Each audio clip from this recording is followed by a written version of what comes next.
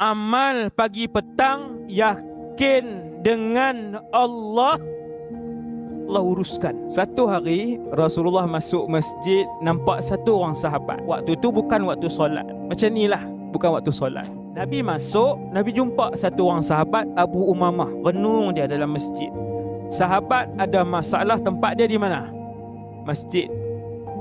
Sebahagian umat Islam ada masalah arak, wal'iyadzubillah, arak.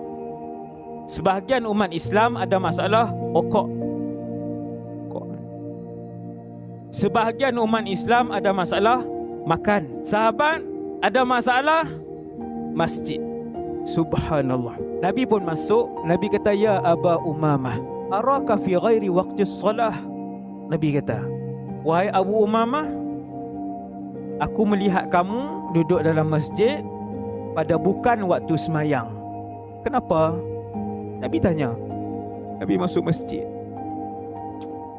Abu Umamah pun sebut, humumun waduyunun lazimatni.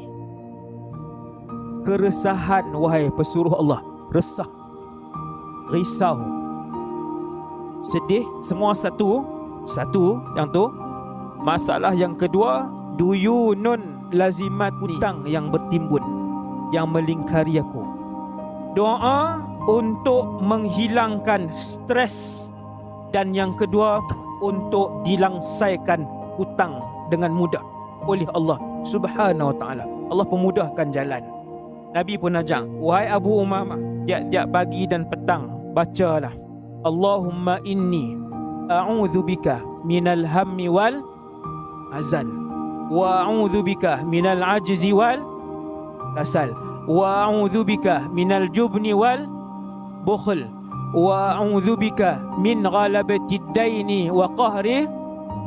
Nampak? Ramai hafal. Tapi amal tak? Tak amal. Sikit je yang amal. Amal pagi petang, yakin dengan Allah, Allah uruskan. Berkata Abu Umamah, fafa'al, aku buat apa yang Nabi ajar. Selepas hari itu, sehari je, selepas hari itu, Allah mententeramkan jiwaku, tenang, dan Allah memudahkan aku untuk membayar hutang.